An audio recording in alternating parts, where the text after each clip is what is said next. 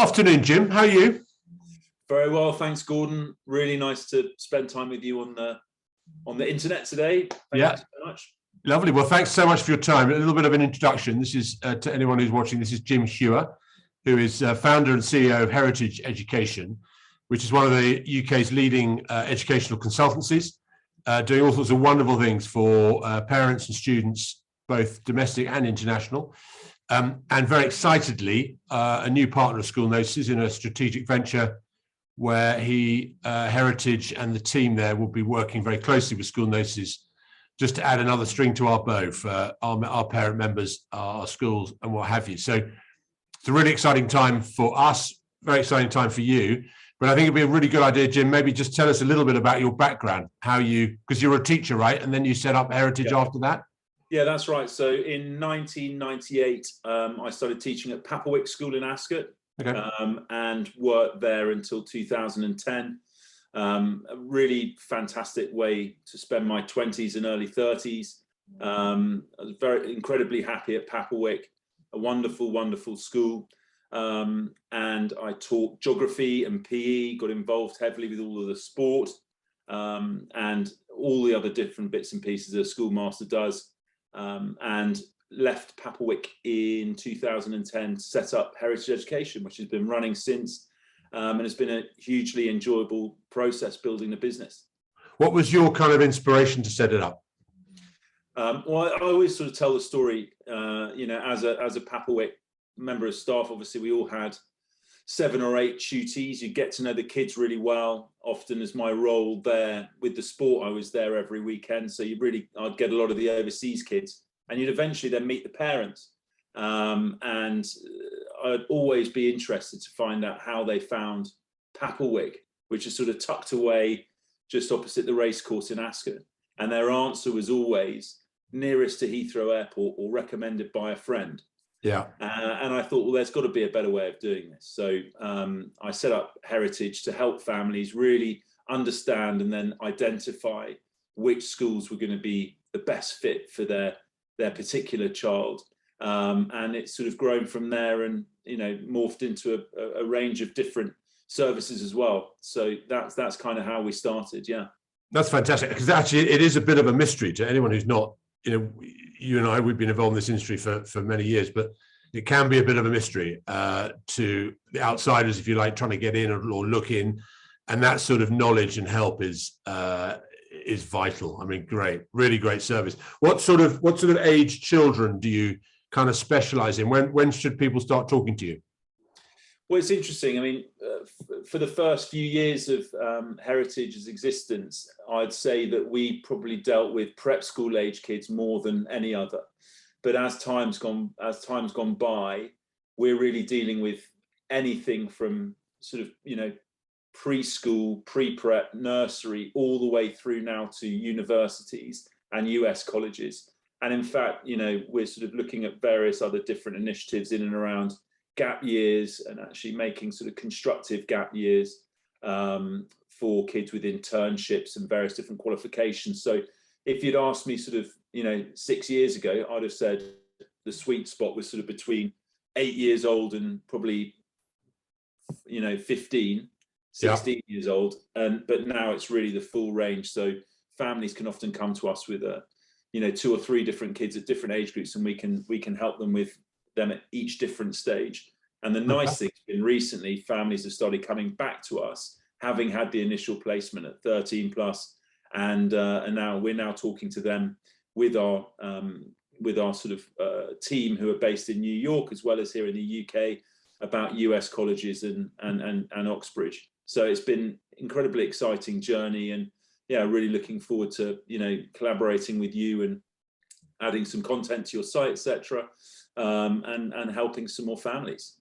Brilliant. And how do you? I've always wondered this, because it's a big, it's a small market, but it's broad. There's a load of different schools of all different shapes and sizes and what have you. How do you keep a kind of up to date appreciation, I guess, of all these different schools for the different children you might be looking out for? Yeah, good question. I think, there's no real shortcut to it. So it really involves us visiting as many schools as we can. This week, we've been to Benenden with a family. We've been to down house with a family. We've also, I was at Cheltenham Ladies yesterday, which was spectacular. So, you know, through the nature of our job of actually visiting schools with families, we revisit and visit new schools all the time. So we've got a very busy summer lined up with families coming from literally all places you can imagine, looking at schools for a variety of different reasons, for different remits. So we will continue this summer revisiting schools and actually in a couple of cases looking at some schools that we haven't seen for some time. So that's really how we keep up to date with it. And also, I think, you know, coming from a teaching background, a lot of my my ex co-workers and colleagues have now gone on to work at other schools from Papplewick, and my sort of network of friends who are still in the teaching game, who are now sort of up into senior management, senior leadership, and even headship sort of positions in schools. Keeping a dialogue open with them, you know, really helps me continue to sort of develop my understanding of each individual school and an understanding of where they are at the moment. And yeah, and actually, when we were talking about a partnership, speaking to schools, I know firsthand, and I'm not blowing smoke up your backside, but you know, very good reputation. You've got great contacts in that world at all different levels, actually, which is vital. Yeah, you know, it's a really great string to your bow. So tell me, how do you get to know different children, different schools, different requirements, all that sort of stuff? How do you go about getting to know a child and I guess the family in terms of pointing them in the right direction school-wise? Yeah, good question. So I think, you know, we pride ourselves on spending time really getting to know families. So in the advent of Zoom meetings sort of taking over from Skype and all the rest of it, I guess, you know, we spend a lot of time actually in conversations with parents, speaking to the individual candidates as well. Now travel's sort of ramping up again. I've been to the States already to see a family that we have out on the West Coast. We're off to Bermuda in September. I'll be going back to Singapore again very soon. And UK-based families that we have, we just spend time with them. So it is it's very intensive in terms of the amount of time you have to spend with families, but there's no shortcut to that. So really our assessment tools as well. We've got a new online assessment tool, which has been an absolute revelation. I've been looking for something like this for about the last 10 years. And finally, we've got it. And what it does is it actually gives us a massive insight into where that individual child is at this moment. And that we can use for kids aged 6 to 16. So it really covers the sort of core age range, really, where that sort of thing's appropriate. And that's a very useful thing to have. That helps us to sort of identify which areas potentially might need some extra help and some tuition, and you know, just refocus maybe some of the attention of that child's education at any one point.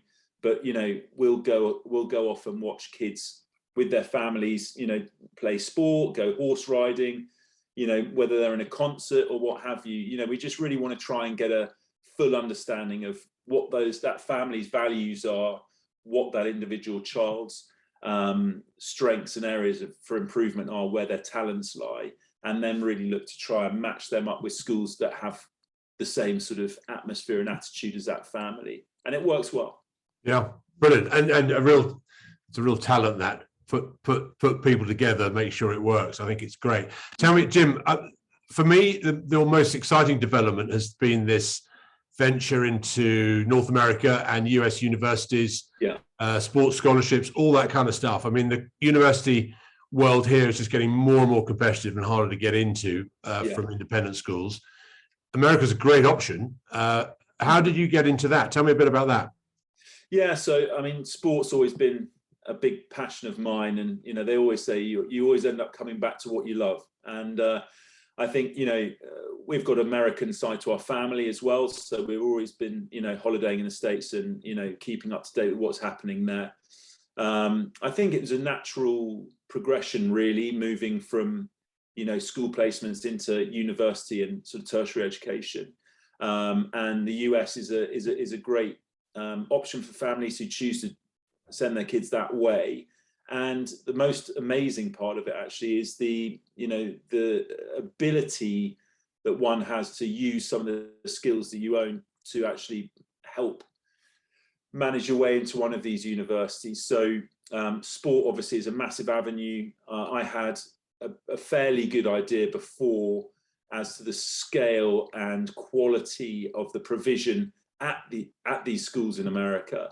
But now, having really dug into it and started working with some families who wanted to send their children to, or want to send their children to US college on golf scholarships, most recently, it's incredible. I've been out to visit Chapel Hill, which is where Duke and the University of North Carolina are. Managed to squeeze in a couple of games at golf at their funny old game, yeah, funny old game. Yeah. At their golf courses, which are two of the nicest golf courses I've ever played, and yet they're the college track. Amazing. You know, so I mean, the facilities and the opportunities are unbelievable, and obviously, it really, if a child has, you know, a high standard of any particular sport, then it can really act as a vehicle to accelerate and make that move more likely. So we've got some fantastic people working with us on that. Will Gilson, who's PGA Pro and sets pathways. He worked with the Dubai national team golf when he was working out in the Middle East. Tom Nutter, who's been doing soccer scholarships to the States for about the last 10 years. And we also have Sean Fitzpatrick, who was needs no real introduction, but obviously was the former All Black captain and is the chairman of Laureus, which is a charity that we're associated with as well. So we've got a really good team of on our athletics program, but it's not limited to those three sports. We'll look at any sports, but obviously those three are sort of key sports, I guess you could say. Yeah. Brilliant. I mean, Jim, you always stagger me with immensely connected, and when you channel all that into, you know, the end benefactor, if you like, being school children here who can go on to do all that sort of stuff. I mean, it's amazing. I mean, look, where can people find out a bit more about you? Give us your, I know you just redone your website. What's the website address? So the website address is heritage-edu.co.uk. And yeah, there's the inquiry on there, an inquiry button on there, which emails directly to the team. Any sort of questions, we'd be delighted to set up a call and discuss through with any families. So yeah, we're easy to get hold of, and we'd be delighted to talk to anyone that would be keen to find out a little bit more. Brilliant. Well, look, we're phenomenally excited about the next 6, 12, 18 months and beyond. And I know we've got a couple of initiatives together, a couple of events we're going to be working on together down the line. So it's great, very exciting. And thanks very much for your time, Jim. I'll say goodbye, and we'll catch up soon. Yeah, well, we're excited too, Gordon. Thank you very much. No problem. Catch you later. Take care.